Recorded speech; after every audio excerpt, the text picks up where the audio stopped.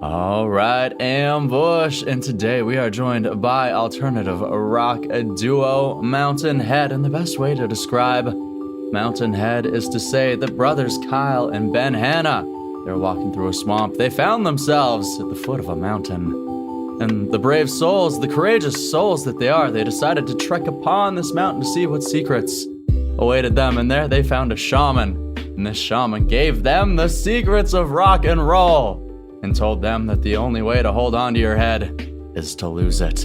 And we're diving behind this journey here today with my good friends Kyle and Ben Hanna of Mountain Head as we describe their new EP, Backseat. How's it going today, boys? Hey. Oh, man, what an intro. I love it. That was great. That had me on the edge of my seat. Me too. I was getting pumped for ourselves here. Oh, man, when I was reading your bio, I was like, oh, I have to use part of this. Like, have to. That's amazing. It is a true story, too. Yeah, everyone's like, come on, what's that about? It's like, that just happened. That's what happened. Came back down that mountain. We suddenly had black hats and everything. It was dope, man. Should have been there. It was a great shop up on the mountain, you know? It was. Shaman, giving you secrets and selling you hats. All right. Yeah. Exactly. Way to go. Way to go. And of course, like I mentioned, we're here today to dive behind your new 2022 EP Backseat. So of course, to kick it all off, I need to know exactly when did the journey of Backseat begin? Good call. When did it begin? I suppose the COVID 2020. Yeah, the at the COVID top scene. Of the big right? C. What else are we going to do?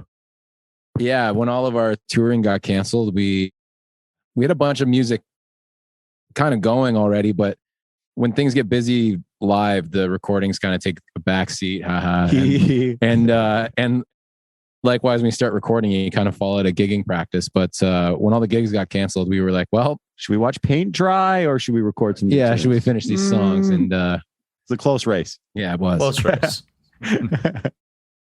Fantastic. So from what I can see, you guys did a little bit of co-producing on this album as well. It looks like you're in a little bit of a studio space here. So what was the recording process like? I'm guessing that made it a little bit easier being able to do everything from home. Yeah, for exactly, sure. We are in the studio that it was recorded in. For the most part, we did record dedicated in a boathouse. But the co-producing was great. I mean, we work with Darcy Yates every time we record, and Darcy. He's basically just an ear in the room. He doesn't, he'll help us arrange certain parts, but he's basically just like, this is good, that's shit. That's dog shit. No. Okay. So that's what he does. And then with the actual track Backseat, David Peyote just did some really cool arrangement moves and added some things. So he ended up getting co-producing on that track. But mostly, and we had Datsun in too, actually doing the drums, who's also a rap awesome. producer. Check him out. But he's a big hip hop guy. Probably the most insane person you ever see if you watch him play the pads, because it's just to watch him. It just doesn't make sense what he's doing with his fingers. But yeah, it was a great experience, and it was kind of in the midst of all that stuff happening and everything getting halted. So it was cool to still get together with some artists and make some music happen. Absolutely. And it sounds like you guys brought in quite a few different sets of refined ears, a couple different energies, as you mentioned, sort of a hip hop drummer there, right? A couple different producers. So definitely, you guys blend a lot of sounds. So definitely leaning into that fact for sure.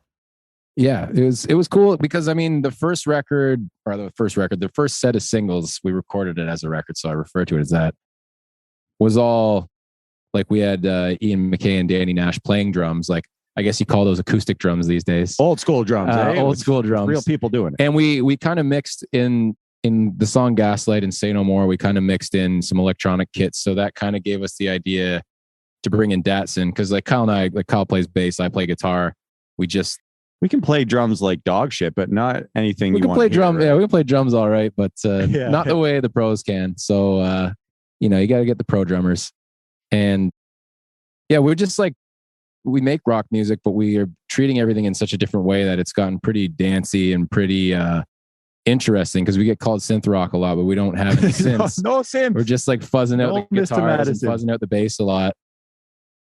So it's a lot, because we just like aren't too like rigid about ideas. It's allowed us to collaborate more openly and cross genre, because we're just looking to make new sounds. We're not really trying to uphold anything from the past or try to hold up any traditions. We're trying to make our own. Figure out right now what's going on. Like, we don't know what the hell's going on. We're just the antenna to pick up the message, really. Oh, okay. Yeah, absolutely. And how does music progress, right? Because if you continue to do the same thing over and over and over again. Exactly. Yeah, here we are. And doing the twist one more time, folks. Yeah.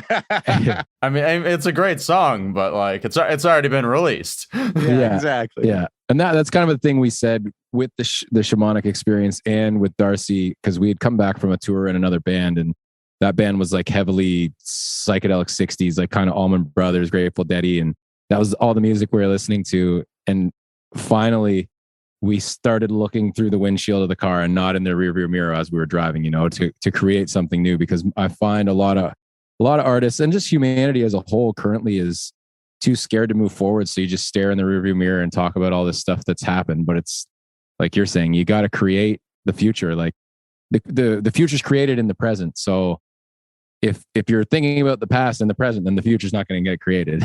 Just keeps looping back around to the past, like you were saying. Like we're listening to the twist again. Absolutely. It's good to take influence, but things have to grow, right? Yeah. Like you need to water the plant. Exactly. Yeah. You don't just keep it as a seedling. Just stay there, please. I like you. I mean, like it's like most parents say, I wish the kid could stay little forever, but it's not going to happen, man. Like you gotta continue to grow. Let's go. There's no choice, really. And that's the other thing. Like it's an inevitable process. Yeah, it's like I don't know, you're just holding somewhere. It seems in some way, at least I haven't seen or heard anything like this, but all over social media and the news, it's like this ant trying to hold back a tidal wave. Like you can't stop the inevitable process of life, no matter how much you want to. Like we're not capable. We're not capable to stop nature, and it seems like that seems to be surf the tidal wave. Seems to be certain people's aims. Instead of grabbing a surfboard and hanging 10, they're trying to stop it. Sandbags. Come on. How much time do we have? Now just go with the flow, man. Just go. Exactly. For sure. Love it. So, of course, this EP in its entirety has been out for just over a month now here, about a month and a half. Yeah. So, what exactly has the reception been like so far to Backseat? It's been pretty great because, I mean, we released Let It Out last summer in May, and that went to number 28 in Canada on radio. And that was our first radio go. That was our first radio go, and just our first single to radio for it to chart was pretty cool. And like to hit the charts, like the first time we appeared on the charts, we were between the Foo Fighters and Tragically Hip, which are, you know, the Tragically Hip, like just legendary, not legendary bad at group. All, no. So that, and we had shot. Yeah, exactly. We did. And we had released Shade prior too, as just kind of a primer. But once the EP came out, like Backseat's out at radio now. It's getting spun by Indie 88 and a few other stations. It's just starting. Second one on the radio? Just starting to ruminate around. Spotify got heavily on board. You know, they playlisted us quite a bit, and they made us part of their radar program for the month. So, you know, they did some social media posts for us and all that stuff. So that was cool. And I mean, as an indie band, that's all you can really hope for. And we do work hard as our own label, I guess, but we just kind of try to focus on the music and let things happen, because, you know, it's just small steps to just keep the name reappearing. You know, it takes a sec for the public and for the industry to trust the new acts. And I feel like this EP has been a good bridge. Yeah. You know, to give people a good amount of music and to see that it's getting accepted more and more. It's an interesting thing. It's kind of like at a show, you know, who's going to be the first person to dance? Because when it's something new, you know, it's hard to be the first person to call it cool, because there's the fear of other people being like, no, that's lame. You're lame. Yeah. I actually just had that conversation earlier today, where it's always the people that are waiting around, where it's like, if somebody else decides they want to, you know, dance or mosh or have a good time, then I'll join in. But until then, like, oh my God, tell the first person, I don't want to be that guy. Yeah, exactly, man. As soon as he's there, I'm there. Yeah. And that's, I suppose that's why, I mean, covers are so popular with bands, and they always have been, because it's a bridge for people to get familiar with you. Safe. Freebird is safe. I know this one. Yeah. And I mean, that did happen with the Wu-Tang thing when the Wu-Tang reposted our cover of Shimmy Shimmy Ya. That was like a really cool thing, because the Wu-Tang Clan is legendary and we love their music and everything they've done. But it was cool to see people who watched that and then came in and found our music and became fans of our music. And like, there's fans from when that happened that we still recognize in the social media, like they're still around. Some of our most engaging fans are from that Wu-Tang bridge. So that was pretty awesome. A good lesson too, out of nowhere. And a good lesson to me. Like, okay, you gotta give people something familiar to be able to like warm up to you, because you're hitting them with something that they it's absolutely completely don't know. unknown. Then it's just like fear. Like, I don't know about that. It's like it's okay. Well, and sometimes for yourselves too, it's okay to step outside of the comfort box, because if it goes wrong, okay, whatever. If it goes great, awesome, we have new fans. Yeah, exactly. That's exactly it, man. Yeah, and that's the cool thing about art, is like, you got to make it for yourself, and then the rest is just the cherry on the boat. Yeah, it's just like, it's wow, that's awesome. Can't believe all that feedback from just that. Yeah, and I mean, with Kyle and I, as brothers, it's kind of funny now that we're doing music, and we've been doing it for so long, but I find like when we're interacting and doing it, we're still doing things that we did when we were little kids, like just trying to make each other laugh, or like this like kind of inside joke we have going on, and we've had going on the whole time, of just keeping ourselves supremely entertained while doing it. And then, from there, it seems to yield better results if we're entertained and we're not trying to make a song or trying to make a hit or trying to record something. It's like all stemming from like, this is a fun thing to do. Yeah, just playing music. We're not working music. It's all in the language. You play music. Because there's a point as like you make the decision to pursue this naturally because it's a fun thing to you, and you can't lose that aspect of the art, right? Exactly. That's exactly it.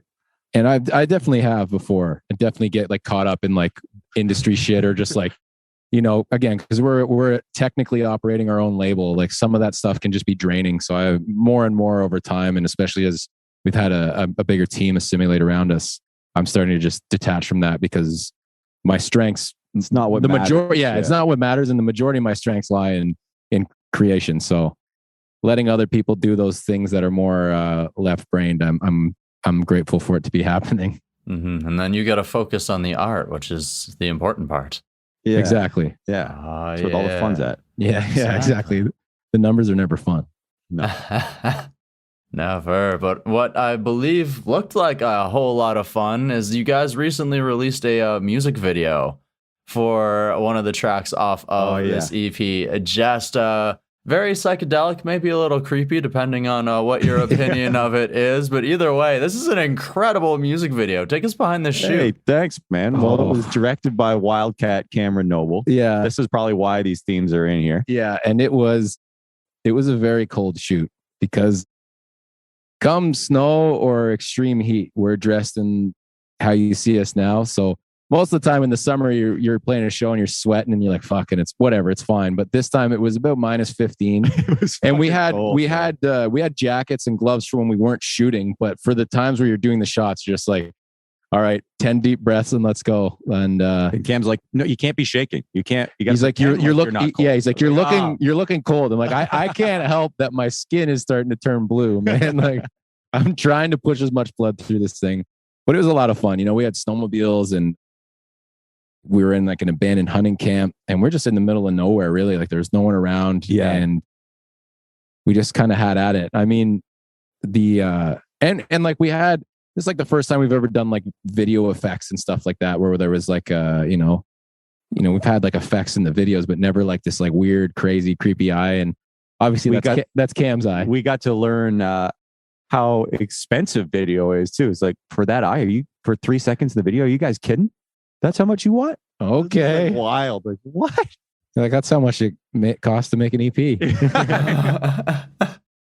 That we produced ourselves. Oh my God. Yeah. But it was awesome. Yeah. Ontario Camera as well hooked us up with tons of great gear. So we were shooting on like an Arri Alexa, which is, all the nicest shit. Scorsese shoots. Or on I'm those. told it's nice shit. It looks good though. Yeah, and if you Google it, the price tag will make you believe it's the nicest shit. But yeah, it was awesome. We had a loose plan. Cam had some ideas of like, he wanted to make this kind of like, whatever, like thriller, psychedelic, kind of weird ass video, and kept getting us to roll our eyes back in our heads. And sometimes he gets us to do the stupidest shit. Like, you guys gonna have to shoot firecrackers at each other. It's like, are you sure is this safe? He's like, just do it. This always happens with photographers and videographers. They're the biggest badasses because they're always breaking the rules to get the good shot and to get the good art. So whenever we're with them, I find we just say yes. And sometimes it gets us in trouble though. Yeah. Bobby. But yeah, that specific video was a lot of fun, and it had its challenges like all videos do, but yeah, a blast all in all. And we were pretty happy with how it turned out. And it was fitting with the song because the song's a little more eerie. It's probably the creepiest song on the EP. And so, a nice weird visual for it. And shout out to everyone that was involved. Yeah, it was awesome. Fantastic video. If you have not checked it out, definitely go out and do so. One amazing thing that you guys have been doing the past couple of years here is you've been running a boat in charity concert. Oh yeah, you guys. I know you did one last September. You released some footage of. You did one the year before. So one thing I want to know is, what is it like to put that on? And B, are we going to get another one? Nice. For sure. There's another one coming. 100%. Another one coming. And to run it's been pretty cool, man, because like it was just kind of an idea we had at one point. And, because at our family cottage, we have a boathouse, but it's a bar, like it's a hang space. You can't put a boat in there, but you can put a lot of people in there and they can party. Yeah. And, again, COVID had hit and we'd been recording in the boathouse, and we kind of just were like, we could put a show on here. And so the first year we just kind of, we put out a message on the Facebook group that we we're going to do it. We linked up with the local food bank so we could get them food and some money. And we really didn't have many expectations. We just like brought up some pieces from our studio, brought up a PA, and used our recording equipment as the soundboard. So we recorded it and piped it out the PA at the same time. And just the first year, like the people that showed up was pretty insane. Like, a few hundred people, because if there's 100 boats there and there's like 2 to 4 or 5 or 6 people on a boat, like it was pretty busy. So that obviously got us pretty jacked up. And then last year's was even bigger. But last year we got, sponsored now with people around town. We got breweries getting involved, cannabis dispensaries getting involved, and not giving any weed because they can't, but they're supporting. They give us weed though. Yeah, they support the guys. Help that creative nerves, right? Yeah, exactly. But yeah, it's turned into this really beautiful thing, and a thing that like that cottage community, there are people are already asking like, when's Mountain Head doing their show this year? And again, it's pretty cool to put it on ourselves, and like it's a pretty unique experience because I've never experienced anything like that. And like especially this year when we were walking down, we pulled up the door and there was just so many boats and like a swimming mosh pit, like just wild stuff, like just cool things happening that you've never seen before and we've never seen before. So we get to experience it while the show's happening. And hopefully this year we're going to expand it a little bit. We'd like to get a sound guy because it's really hard doing all this shit ourselves. Like we forgot to record half the set one time. Yeah, the first year we got to do too much shit. But the first year we didn't record the first half of the set. Yeah, I think we were playing Soul Stain, and right when it finished, I was like, we haven't recorded any of this. Well, luckily you had that thought, man. Like you've been gone. But it's one of those things because like playing a show, when we have everyone doing their thing and working with us, it's got its own things you got to concentrate on its own. So like that one, when you're like, you're doing that, you got to perform, you got to be live sound, you got to be the recordist. There's a couple of things like you're making pizzas afterwards. Yeah, you're making pizza, some fine pizza for the people afterwards. And there's a film crew there. Like it becomes pretty cumbersome, but always worth it. Especially this year, like we got Dropout to come and like got people to come and help us, like to help us naturally because they're like, that's cool. Can we help next year? It's like, sure. And it's cool just as it scales, because this year we made a few grand for the food bank, and like so we had like a pickup truck, more than a pickup truck full of food. So and especially in those areas like cottage country, when it's not prime time, it can get pretty desolate and for the locals, and there's not much industry to sustain when it isn't the vacation time. So, you know, to be able to pump those places full of food and some money, it's cool because we have so much time and so much fun, or not so much time, so much fun back there in the summer months and the winter months. Like, to not give back to that community seems silly because it gives so much. Yeah, absolutely. Like you said, you guys even recorded a track out there. It's like a second home to you guys. Yeah, exactly. For sure. Hey, giving back to the community, doing some good while creating some good music at the same time. Oh, yeah, boys. Win-win. All right. So we have been diving behind, of course, the creation process and the release of this debut EP, Backseat. What I would like to know now for my last question is through this exact process, how has this time helped each of you to grow as people, or what has it taught you about yourselves? Oh, we're always down in the depths, pulling up the roots of all sorts of things that have gone through the genetic code for eons. God. So Backseat was a good one. I mean, COVID alone was just a good thing to become more grounded and quit looking again. Just be here with the moment and don't look forward. Don't look backwards, because I mean, if I look forward at the time, we had so many plans, we had so many dates, we had so many things staked in. There was so much moving and going on. We just signed management in LA. We had just gotten agents. We had just done all this stuff, and it was building, and it all got wiped away in an instant. And I mean, because Kyle and I have been practicing this for a long time, it wasn't really a big deal. We were just like, whatever, like we'll adapt and figure it out, like always. So it was just a more obvious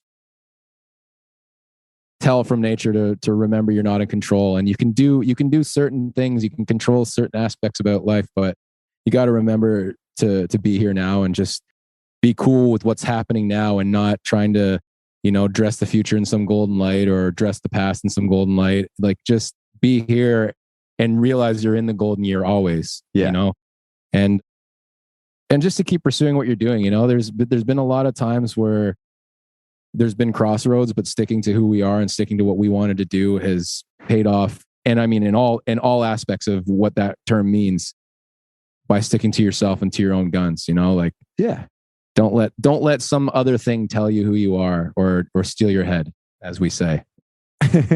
Absolutely. It's, you can lose it, but you got to keep on to your own head. Yeah, exactly, man. Be original, be yourself, and that'll shine through. That's it. Too, every right? time. Everything else is taken. It sounds easy, but it's the most scarce product on the planet. Yeah.